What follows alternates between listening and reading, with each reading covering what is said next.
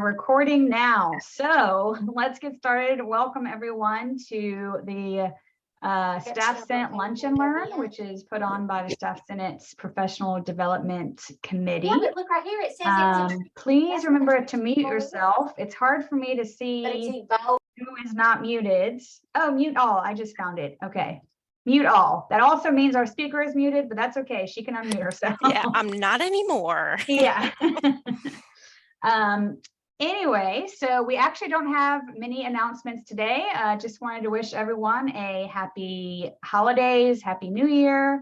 We will start again with the Lunch and Learn in January. We do not have that in place yet, but we will let you know as soon as we do. So without further ado, I will go ahead and introduce our speaker for today, Jeanne Badgett. Decluttering Your Spaces is her presentation, which is perfect for the holidays and New Year's resolutions.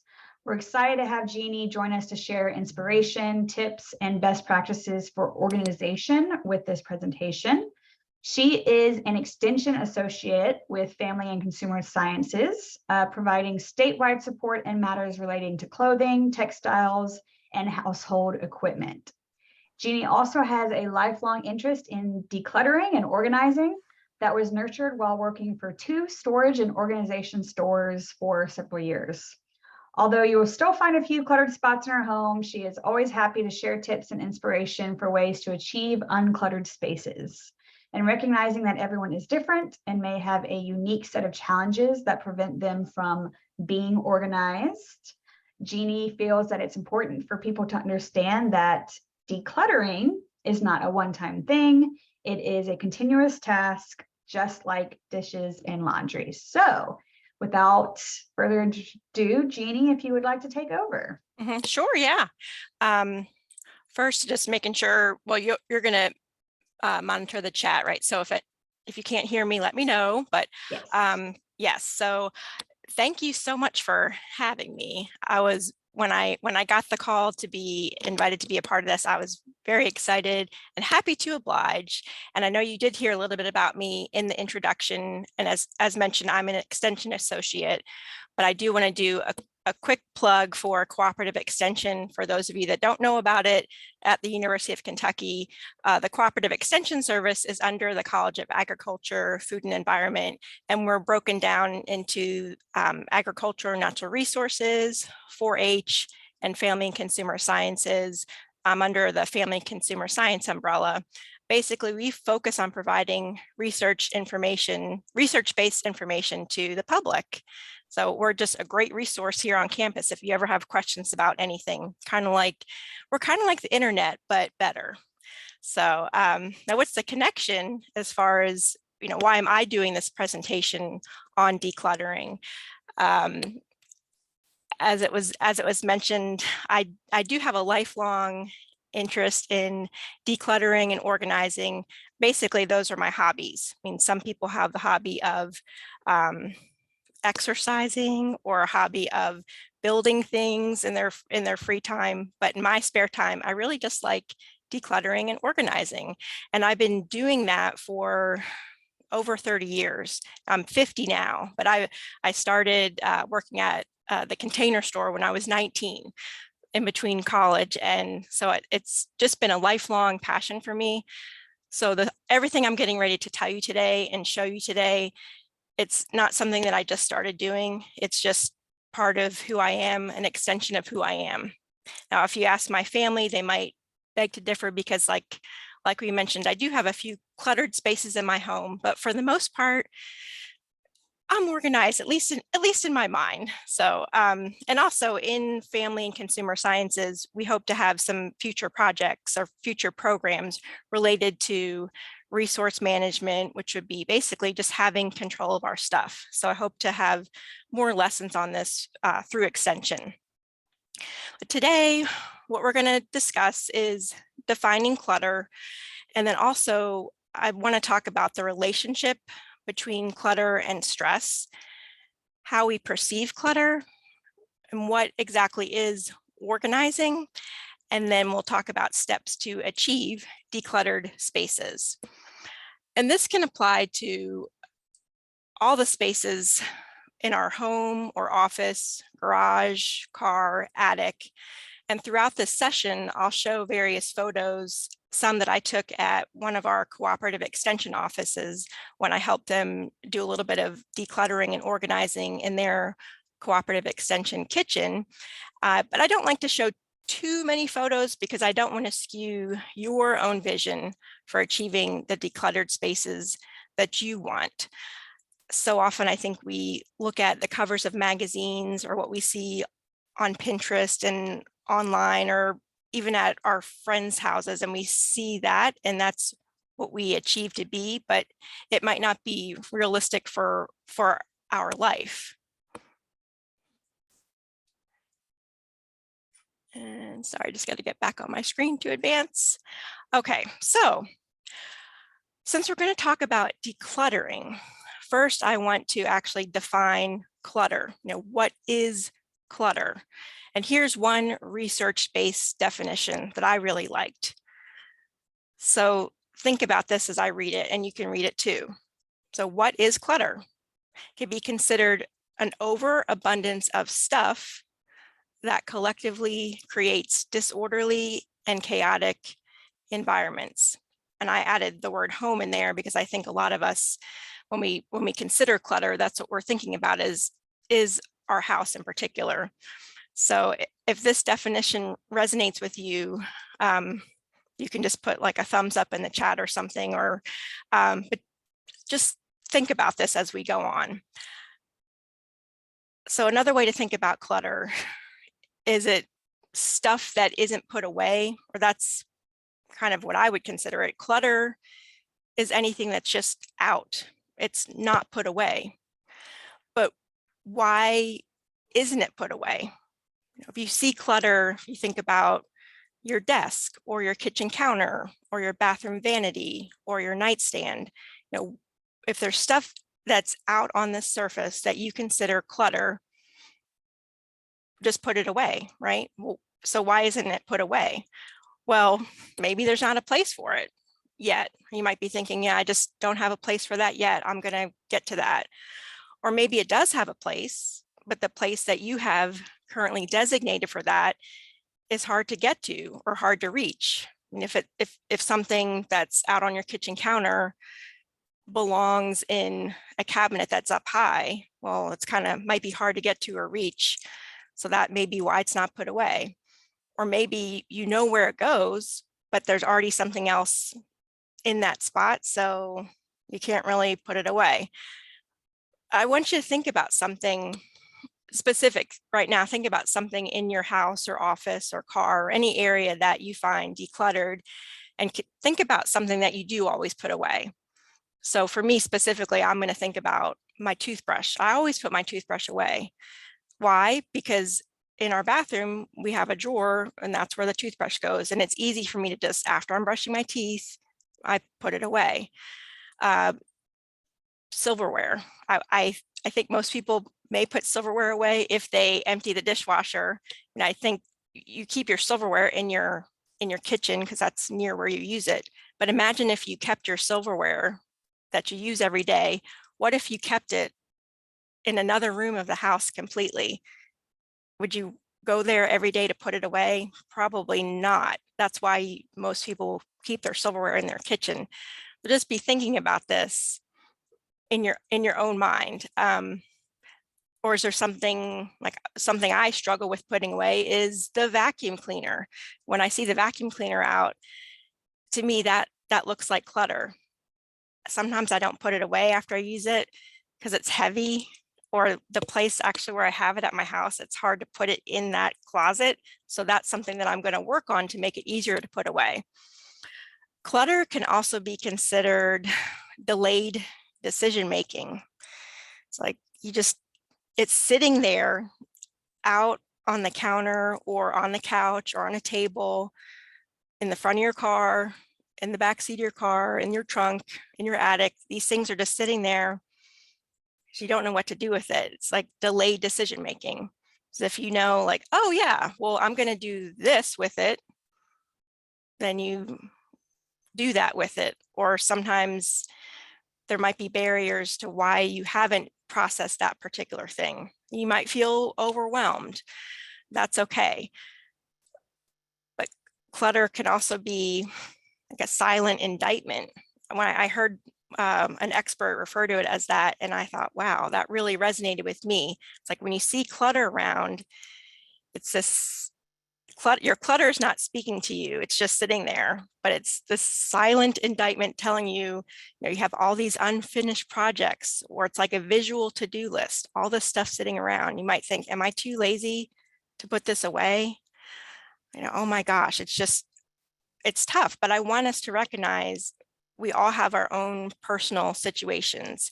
We're all in a different season of life right now. I would assume everybody on this session right now. I mean, some of us might have young kids that have a lot of toys out, and you might not have a lot of free time to always put things away. You might be working 2 jobs and you don't have a lot of time to be at home, and you're just out of energy and you're tired.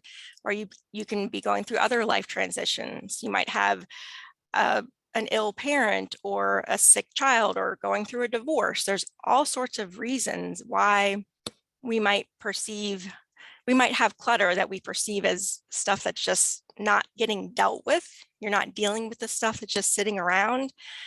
But give yourself some grace, because there's probably a reason for that. But I'm hoping as we go through more of these slides, we really start to think about decluttering. It's not just, oh, I just have to move this off the counter. I mean, okay, then why haven't you moved it off? Why haven't you moved it off the counter? You really have to think about all these specific things.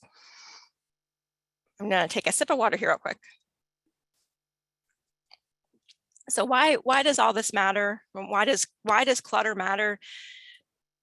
I think some people don't give clutter enough credit as to why they might feel overwhelmed or just in a bad mood.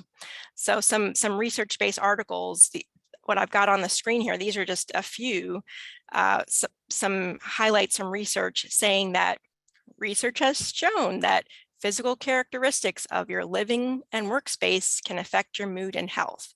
But basically what that's saying is how your environment is everything neat and tidy, or is everything messy? How your environment is can impact your mood or health in a good way or bad way.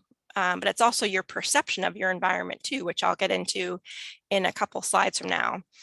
There's been studies that have shown that orderly settings encourage better behavior, which is, I guess one way to say is, let's say if your environment is orderly, how you would consider it orderly, you might make better choices. For example, there's studies that link, if your environment is all neat and tidy, that you may be more likely to be healthier because you're not having to deal with the mess. You have more time to fix healthy meals.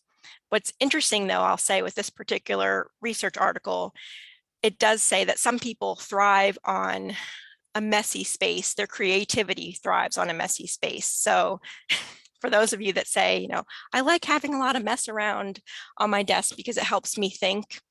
Well, as long as it works for you and it helps you can function that way, that is fine. But as we discuss clutter, I just want us to be cognizant that being surrounded by what is considered clutter, again, everybody might have a different view and perception of clutter, but that really can be a function of a mental health issue, and that's a legitimate occurrence. But this session today is not about that. I'm not a mental health expert, but I just want us to recognize that processing our things, processing our physical things, all the things in our environment, it's not an easy thing to do, and it really does take some form of mental capacity and an executive functioning to be able to process and manage our inventory, everything that we own and we're surrounded by. The clutter and stress, I would say, are linked.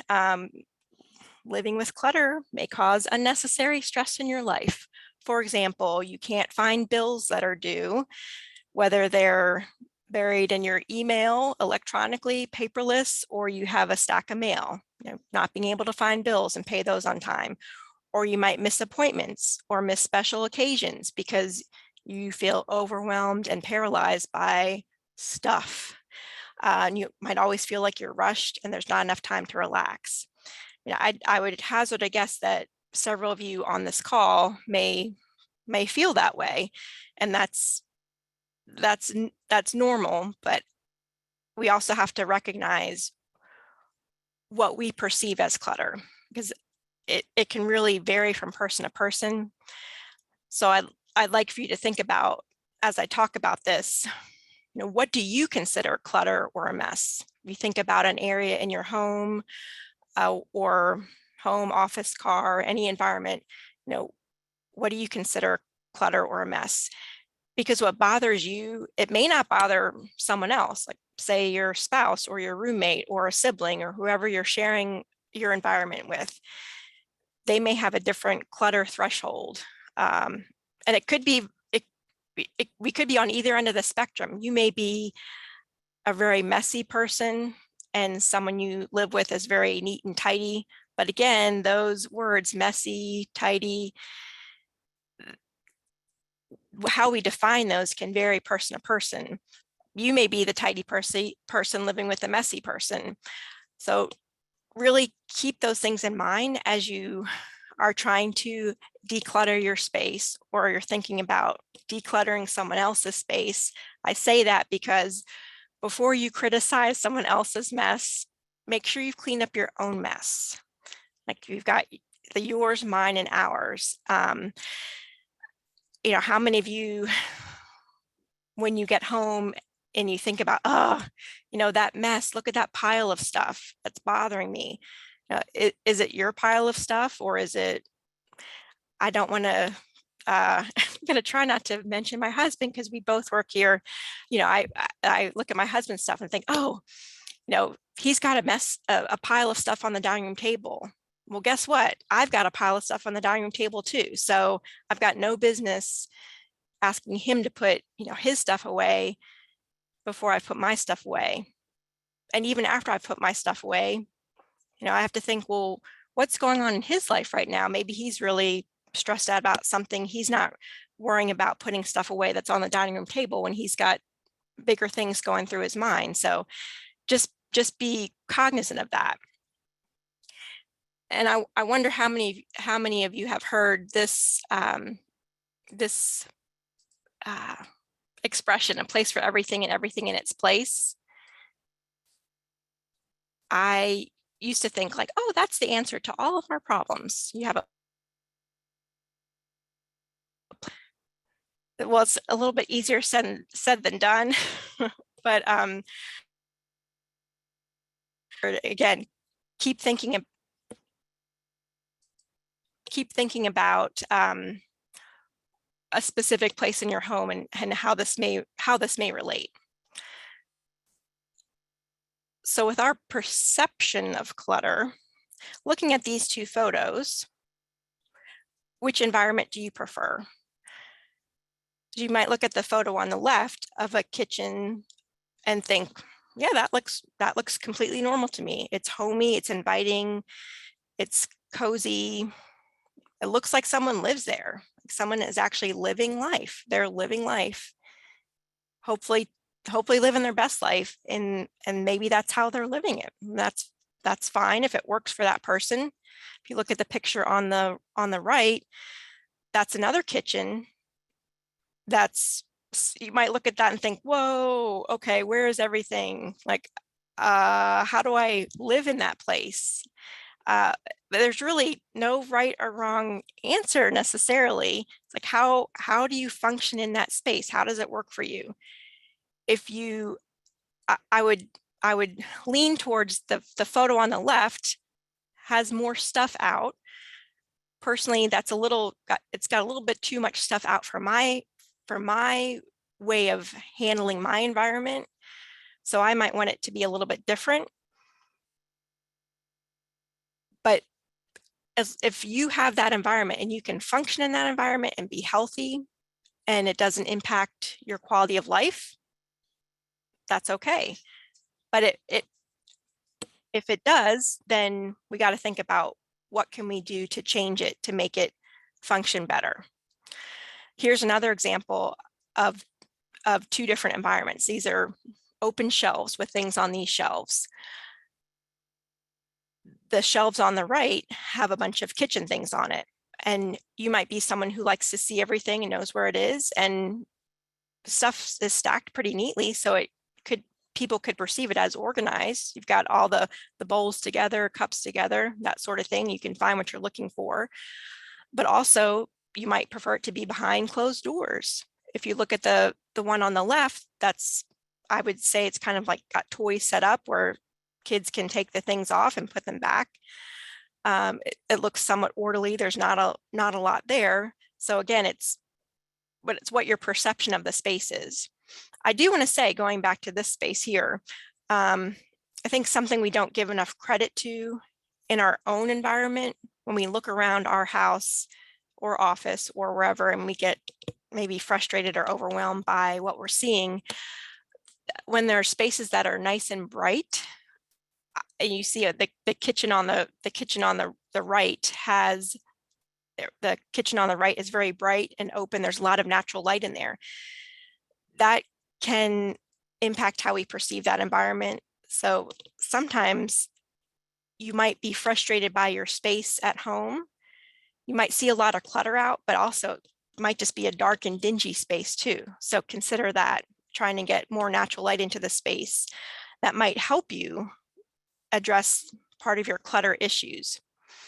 So thinking about, where do we start? If you have an area in your house, a specific area that is cluttered, whether it's a closet or desk or your whole basement or your whole attic or your whole house. Okay, where do you start? Because if you knew where to start, you might have already done it. So this is why we're here talking about this. Consider, what's your main goal? Why do you want to declutter? Again, thinking back to what our perception is, everybody has a different perception of clutter. So why do you want to make things different in your environment? Why do you want to get rid of that pile of papers on the desk? Or why do you want to sort all these storage shelves in your basement that have childhood memorabilia? You know, why do you want to do this? So if you keep that end goal in mind, I think it will help you tackle most spaces. I would say, why do you want to declutter? Would be to, like that, yeah, stop wasting time looking for things. Exactly. You want to declutter to remove physical barriers and mental barriers that cause disorganization, continuous clutter, messes, and frustration.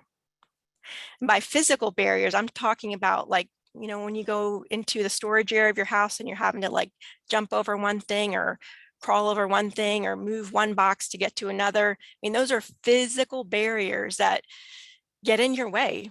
And then there's the mental barriers too. Like if you're thinking, when you go to bed at night, it's like, yes, my bedroom is so serene, but not really, because under my bed is filled with just stuff that I haven't decided on. It's just stuff under my bed that I don't know what to do with. So if you want to feel better about that, think about those end goals. And I don't want to put words into your mouth or thoughts into your mind, because everybody, like I said, everybody has a different perception or what is comfortable for them. Remember that, you know, what do you want? You don't want anything under your bed? Then let's get it out from under your bed and figure out what to do with it. And that's what we'll talk about in the next few slides. We want to have functional spaces. I guess that's, if there's a key takeaway, that's one of them. Functional spaces. Is this space functioning for you? Can you do your daily tasks without wasting time looking for stuff? You know, or do you get frustrated because in order to reach the coffee filters, you end up knocking over 10 things in the cabinet? Or it's like, oh, you know, maybe I could just move them to a different spot, and that might make life better. In case you're struggling though with clutter and messes, I really want you to hear me say this. Decluttering is easier when you feel healthy and energetic, when you're motivated and inspired. So remember that. Remember that. If you look at a pile or a mess in your house and you're like, I need to do something with that. But if you're not motivated, inspired, or you're sick, or you're just like, oh, you know, it's going to be hard. So we got to think about ways to change that so you do feel like you can declutter, because it's a whole lot easier when you have hope. You've got hope, like, yeah, I can move this stuff. I can declutter because I know that I'm going to make good decisions about what to do with the stuff that I don't want. And we'll, again, get into that. What are we going to do with the stuff that we don't want? And that's what I'll talk about in a few more slides.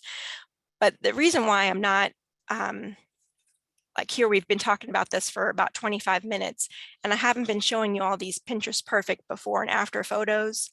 It's because I think what works for me is really thinking about the end goal. Why do I want to empty this drawer full of stuff so I can put stuff in it that I can find? I mean, yeah, that's why I always have to think about that. Like, why am I doing this? And it really helps me. It motivates me and inspires me. It's important to know that decluttering is a process. I mean, it's ongoing. It's not a one and done thing. It's like a daily thing. Like we eat every day. I think, yeah, most people eat every day. Most people go to sleep every day. You should declutter a little bit every day. It's an ongoing process. And there are lots of ways to declutter, lots of ways. And I'll talk about a way that works for me, but there are so many resources out there, expert advice, and there's lots of information available. I listen to lots of podcasts. I listen to lots of books on tape. I read lots of organizing books. I watch lots of YouTube videos from probably about 10 or 15 different people out there, some that have degrees, whether a master's or a PhD in mental health or organization, and some that are just stay-at-home moms that have videos. I spend a lot of time. That's one of my hobbies. Watch all these different things, and I process and think about what works for me. And that's kind of what I've summed up here for you guys. But do what works for you in this process, and your process may be completely different from my process, but the end goal, it's like, what is going to get you to your end goal of having a functional space? So set those goals when you're getting ready to declutter. But it may not be realistic for every area of your home to look like it belongs on the cover of a magazine. So give yourself a little grace, and knowing that your decluttering method and your organizing system should work for you. So if you ever have a friend help you, or you may hire a professional organizer or somebody to come in to help you declutter, and they start telling you where to put stuff, like, oh, well, you need to keep your spices here, or do your spices this way, or you need to set a trash can by the front door so when you come in with the mail, you can throw your mail away. That may work for you, but I can tell you, I don't want a trash can by my front door, so I make it a habit to process my mail in the kitchen by the trash and recycling. But just keep those things in mind. Do what works for you so you get it done. What's going to make you get whatever it is done?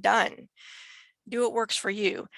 And if right now, say nothing's working for you, that's where you just have to have a little mind shift change and think about, okay, I can either live with this space that bothers me because it's got clutter, or I can say, you know what, I'm going to change this area and I'm going to do something about it and feel good about the decisions I make when I declutter these things.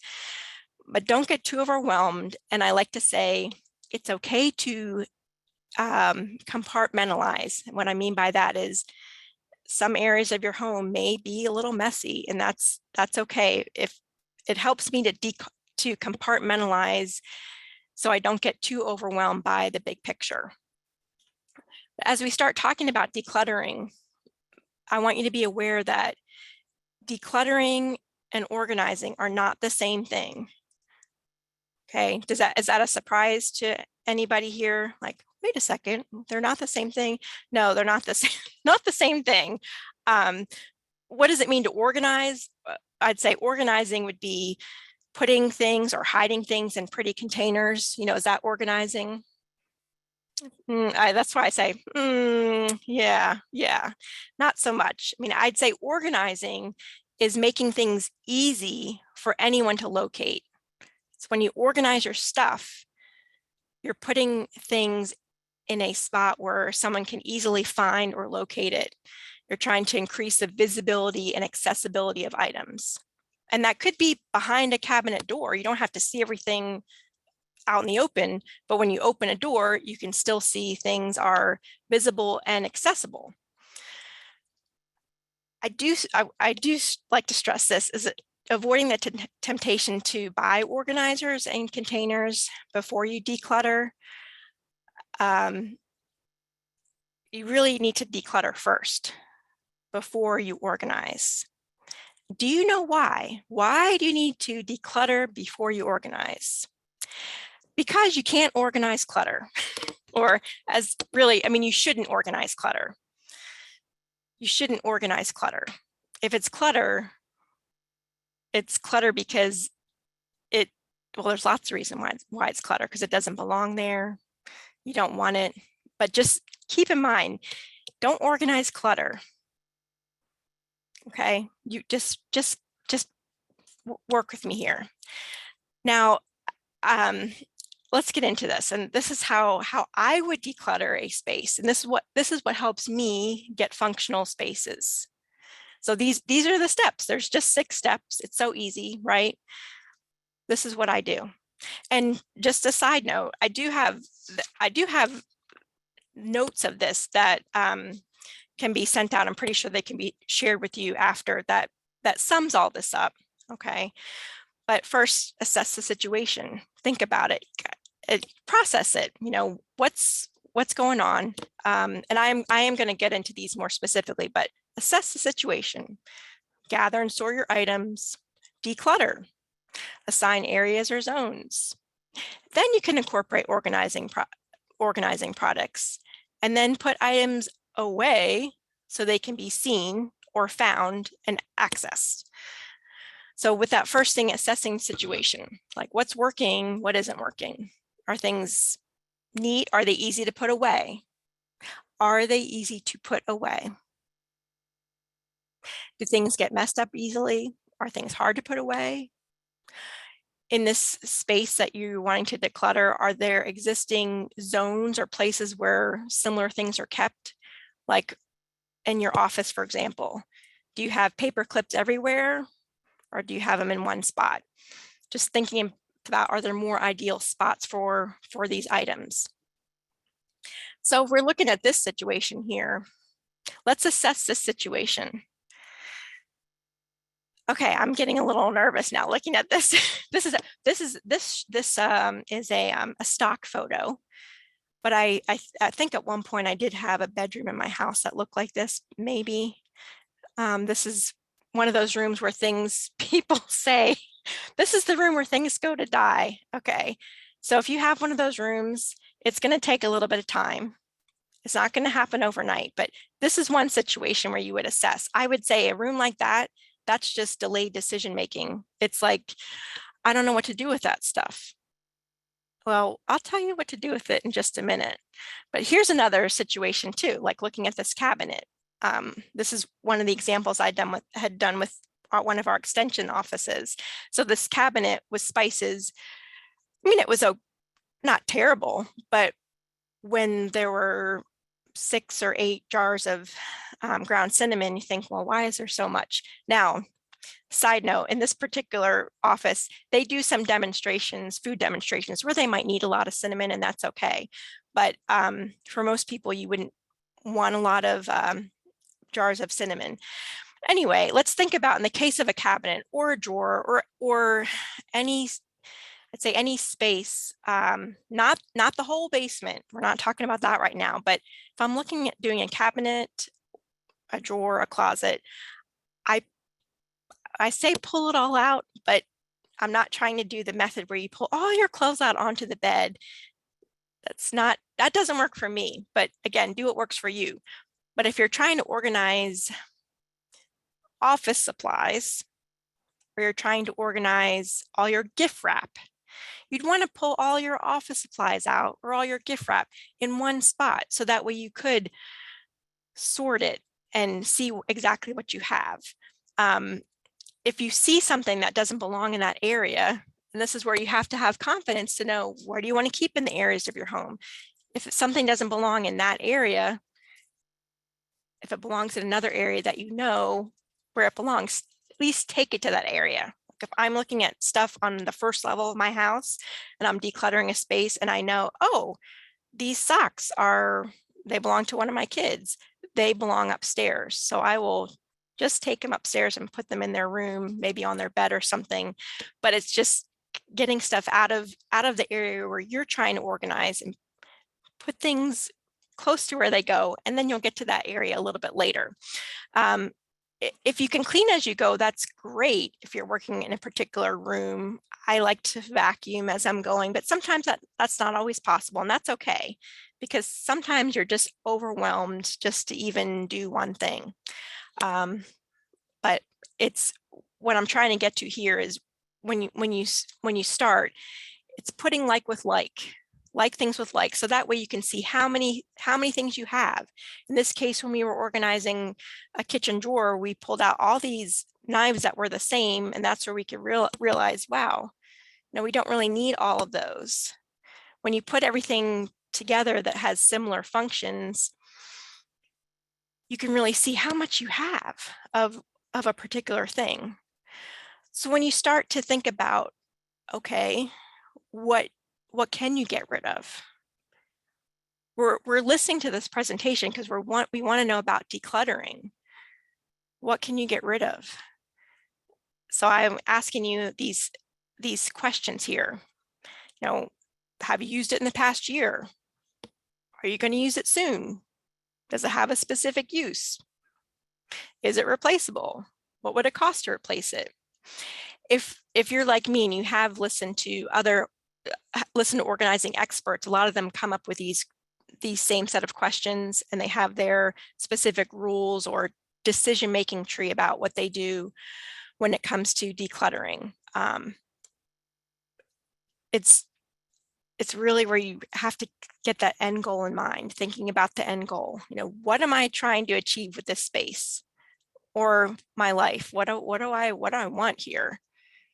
And is keeping this stuff helping me get that goal?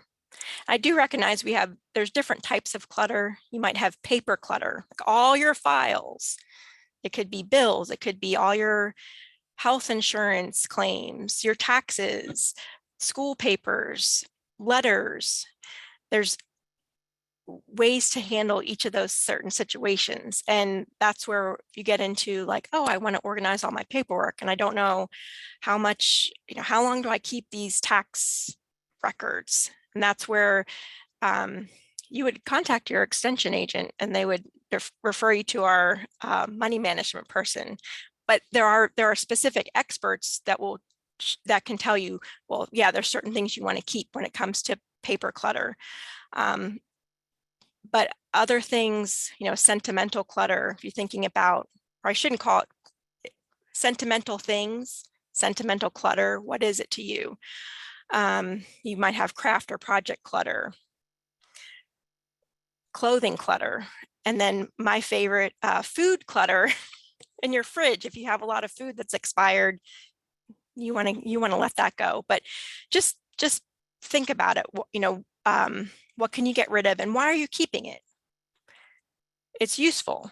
And I saw someone put in the chat, does it bring you joy? Exactly. But is this thing, do you use it? Then yeah, you can keep it. But if you have 10 tape dispensers, do you need 10? You might want to have 3 tape dispensers if you have 3 stories of your house, a tape dispenser on the 2nd floor, 1st floor, and the basement. But then you think, where am I going to keep it? And I'll get to that in just a second. Are you keeping it because it was a gift? Lots of people can weigh in on that and think, oh, it was a gift. It was a thought that counts. But if it's not something that you want, it's okay to let it go. It is, if you think it is. I think it is. Okay, I can do that, but it's your comfort level. You know, if you really can't let something go because someone gave it to you, then you need to be at peace with that and find a place to put that in with your life. You might be keeping it because you paid a lot of money for it. Well, if you're not using it, you've already spent the money. And seeing this expensive thing just sitting there and looking at it every day might make you feel pretty guilty. You could try to sell it. You might be keeping something because it reminds you of a special time or a person, and that's fine, you know. But if you have so many things, everything is special, then sometimes people say nothing is special. And imagine if you had a room filled with 1 million photographs, you know, and if they're all really special, but do you have time to look at 1 million photographs? So that's where it's like kind of maybe pull out just a few things that really make you feel good. But if having a room with 1 million photographs is okay, and it doesn't impact the function of your life, then you can have a room with 1 million photographs. You might have things because you like to look at those things, and that's fine. If you like to look at it, brings you joy. Like that. Yes, Matt says every photograph is special. Certainly, of course. Or you might have it because you don't know what else to do with it. So let's see, what do you do with it? Well, I'd say think about it. Is if it's not adding value to your life or it's causing stress, maybe you need to let it go.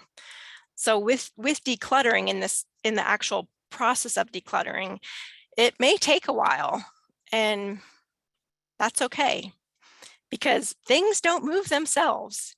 Who here knows that things don't move themselves? Like especially dirty dishes do not put themselves in the dishwasher. It takes someone to put them in the dishwasher. Not calling anybody out on this, but things don't move themselves. And that's going back to that feeling motivated, inspired, healthy, energetic, having hope. When you have those things, and you have that end goal in mind, you can think, yes, I want to make my space more functional. And to do that, I need to have less stuff. I do. Jeannie does. I'm assuming some of you do too. So with every item that you're unsure about, every item you consider clutter, this is where you can start sorting. When you've got your things pulled out and you're looking at them, you can choose to sell them. But that's a whole, I mean, there's this presentation can be a lot longer. That's where there's a whole nother thing on that. Like, well, do you do a consignment store, or do you take it to a resale shop, or do a garage sale? Okay, so you just got to do something. You can give it away, you can donate it. Yes, I believe totally with Carla. The problem becomes once you sort getting them out of the house. Absolutely. That's what I'm struggling with right now. In my basement, I have this table that's filled with just stuff to go away. So I'm going to sort it because some of it I am going to give to a charity. And then I've got some stuff that I'm giving to my church. So they're slightly different. But because that pile's there, I have to be at peace with it. I just have to carve out time to process that pile and do something with it. But taking stuff to charity, sometimes you have to throw stuff away. You can recycle things and keep stuff that you want to keep. But just remember, is this item adding value to your life, or is it causing stress? And if it's causing stress, now I know bills may cause stress. We don't want to get rid of bills, right? But think about that end goal. But remember, start with your stuff. Start with your stuff. And then when you're ready, ask for help. Ask for help. It's okay to ask for help. If it's a friend, ask for help. It's really nice when you have someone to help you process things, even just mentally talking through it. The stuff that you don't want, as I mentioned before, you may need to throw stuff away. If it's broken or unusable, just toss it. It's okay. Because if it's not good enough for you, it's not good enough for another person. Now, some charities will take old textiles and even clothes that are torn, because they'll sell those to make rags. That's where you can ask a specific charity. You can say, hey, is it okay if I give you my stained, worn, holy clothing? And they may say yes. They would want it to be cleaned first, but if you're going to donate stuff, make sure that it's usable, unless you're giving it to someplace that's going to resell it for rags or something. There's electronic recycling. Now, not every county has that, but that's where you can check with your local county, the municipal waste department. I'm trying to think of the right name, but they will have certain recycling pickups or drop-offs locations. So try to recycle if you can, but I realize some areas don't have recycling. If you don't want it in your house, the only way to get it out of your house is in a trash bag. Okay, so just sit on that for a second. If you feel bad about throwing it away, I get it. But if it's also sitting in your basement, and if it's making you feel bad because it's just staring at you, sometimes we want to be kind to the earth. We want to be kind to the earth. We don't want to just throw stuff away.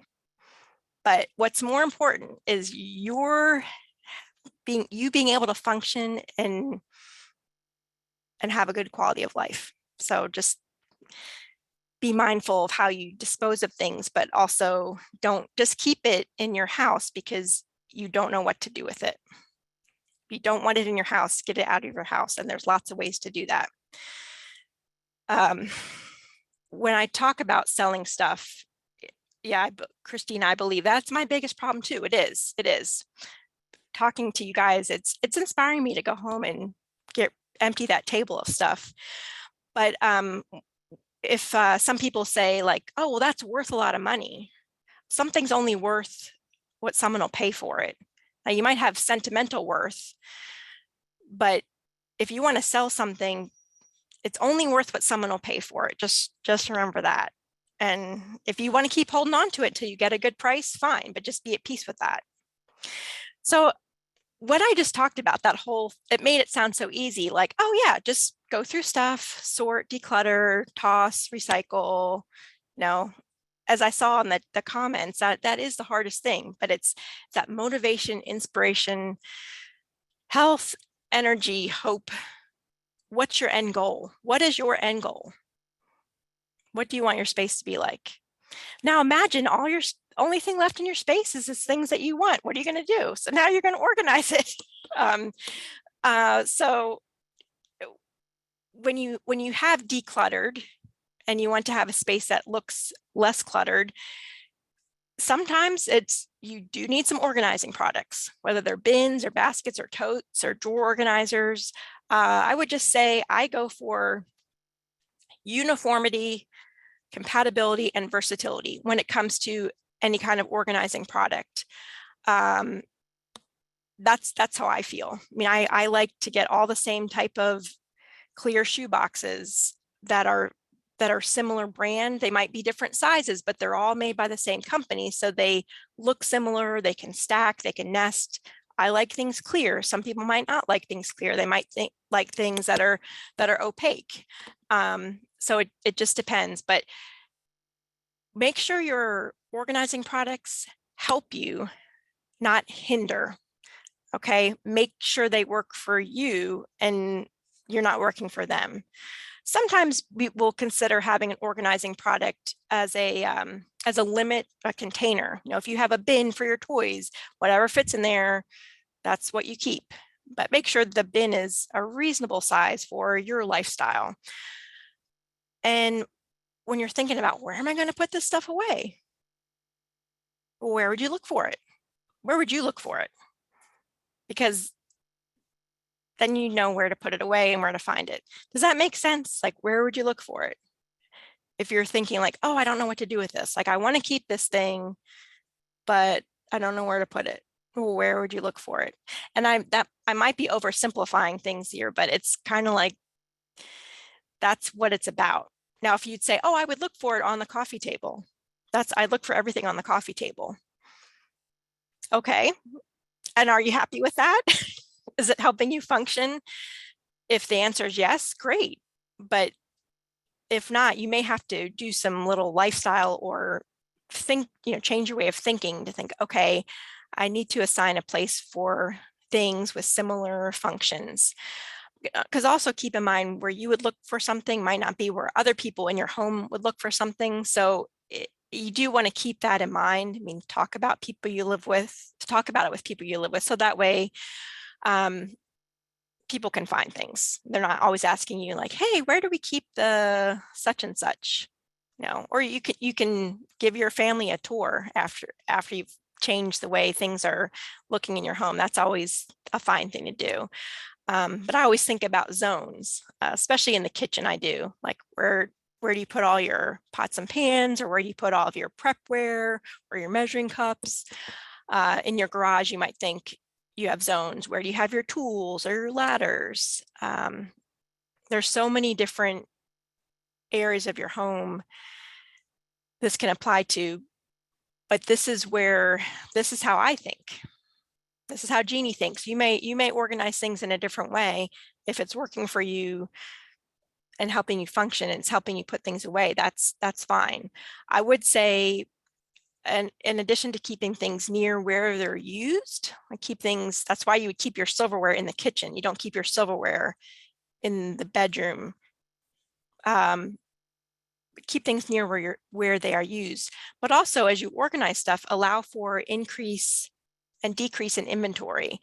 I always like to think about like toilet paper. Like I'll see all the organizing shows and they show the before and after in the bathroom, and they've organized stuff, and you see, oh, the toilet paper's there and they've got 2 rolls of toilet paper. And I think, well, when I buy toilet paper, I buy like 18 rolls. So I have a cabinet that fits that much. So that way, when I buy stuff, it has a place to go. So I don't always organize for just what I have at that moment. I organize for the influx of inventory. And it's fine to have a step stool if you need a step stool to get to stuff on a high shelf. But this is just showing you some specific examples of before and after. Like this is a cabinet above a refrigerator, assigning areas. When I helped the extension office with their kitchen, we thought, well, why don't we put all the pitchers above the fridge? All the drink stuff was, above the refrigerator. That was just a different way to think about things. I'm not saying that's where you need to keep your pitchers, and you probably don't have this many pitchers maybe, but it's just thinking about assigning areas and maybe thinking outside the box a little bit. And you might redo cabinets, how you have stuff organized, or you might want to make it work towards how you use it every day. And that's what we did in this kitchen based on the way this extension office was doing their food demonstrations. We reorganized the cabinet so that way it was easier to get stuff. But whatever you do, make sure it's something you can stick with, and that you may decide to redo it after a while if it doesn't work for you. I mean, some people, the before drawer with all the clothes there, that may work for them. They just pull stuff out. And when it's laundry, when they put their laundry away, they just shove stuff in there. That may work. And you can find stuff, great. But you might prefer to have things in a container. Also, little thing I like for making things look less cluttered is giving things a uniform look. Like in the closet, having all one type of hanger, having things look uniform and intentional. This slide here just shows you, imagine this office. If everything you decided, yes, I really want to keep all this stuff. I sorted through all this, and this is stuff that I'm using. Maybe you put everything in the same box, all the same boxes that look the same, so they look more uniform. Or having things with the same label. If you have different boxes that all look different, having the same type of label on the box will make it look uniform and intentional. And finally, just to wrap up here, when you have to make things look less like clutter, when you have decided everything in my space is stuff I'm using and keeping, it helps to give some intentionality to your habits, like creating places for commonly used things and making things look like they belong there instead of just sitting there. My favorite thing is corralling things in a dish or on a tray or a plate, in a basket, or on a hook. So they look like they belong there. Like if you have a ladder in your garage, if you hang the ladder on a hook, then it's put away instead of just sitting on the floor. Those are just little tips to make things look less like clutter, having them be intentional. And so, for example, this is just to show you one a spot on my kitchen counter. I had this toy that needed to be fixed. You see, it's just sitting there, and I had to do a few things to fix it. So I was like, you know what? While I'm waiting to do that, I put it in a little dish, and now it looked less like clutter while it was waiting to be fixed. I mean, those are things I do a lot just to help me process my environment, just moving things, putting things in a dish. I'm not, and I did actually end up fixing it, but you don't want to delay those decisions, but it helps you process things to makes it look like it belongs. Labeling things is also good because it looks intentional. Things aren't just set there randomly. I've labeled my tape dispenser and stapler that go in the kitchen. So that way, if they're out on the dining room table, people know, oh, where does that go back? It goes in the kitchen drawer. Those are things that help keep things decluttered. And decluttering, it's ongoing. It is ongoing. So I had this counter when I woke up Saturday morning and I was like, oh, I have to put some things away.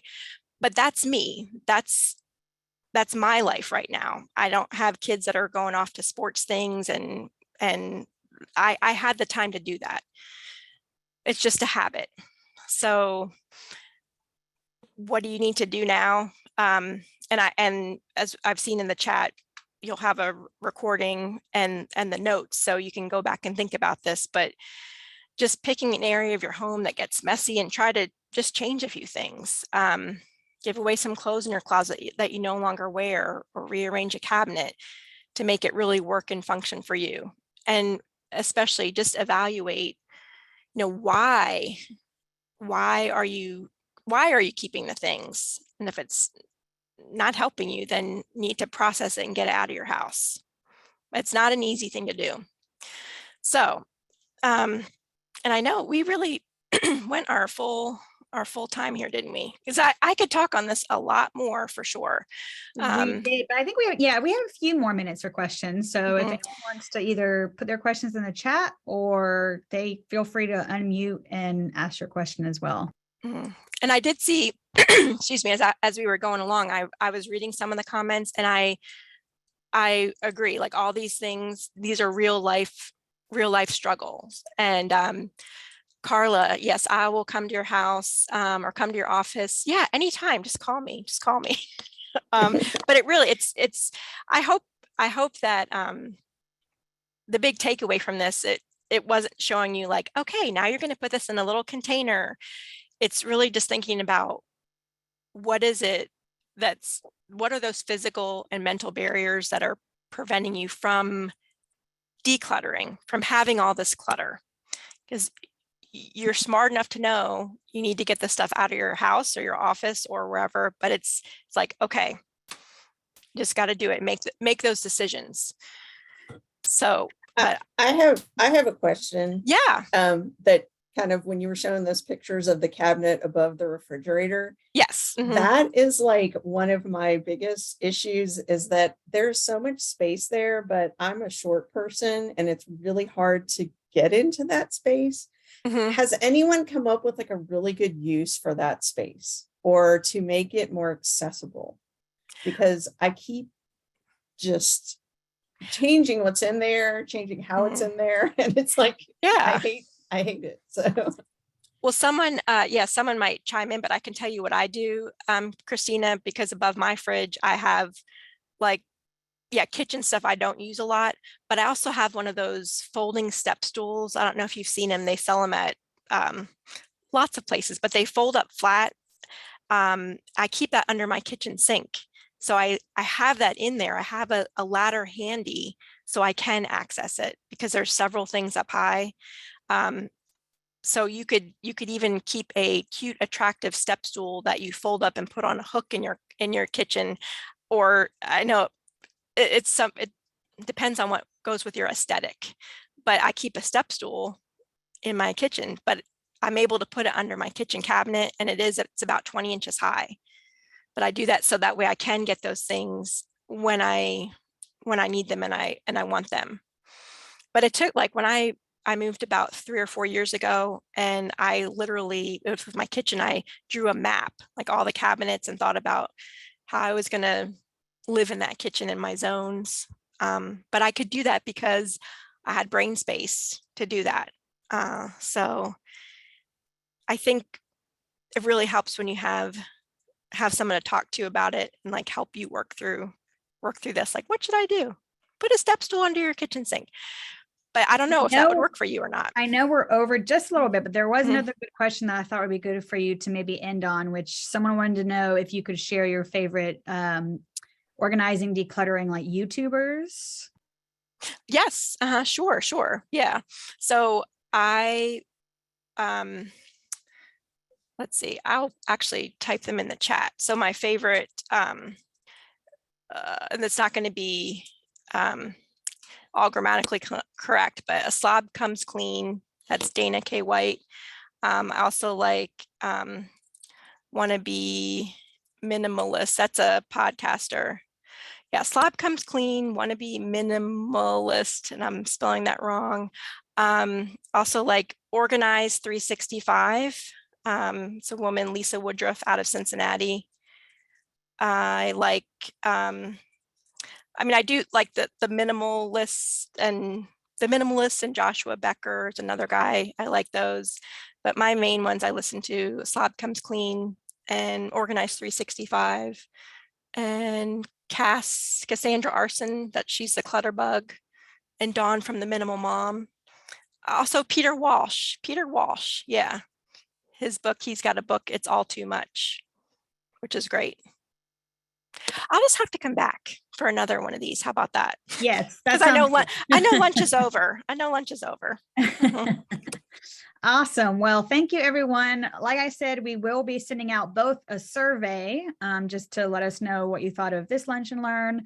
But I don't know if it will be with that email or a separate one. We'll also send a link to the recording, and also Jeannie had some notes for us, and we will send those notes. So thank you so much for joining us. Staff Senate, particularly the Professional Development Committee, really appreciates it. And we will see you in January. We don't know what the topic will be yet, but we will send out information about it. So thank you very much, everyone, and happy holidays. Thank you.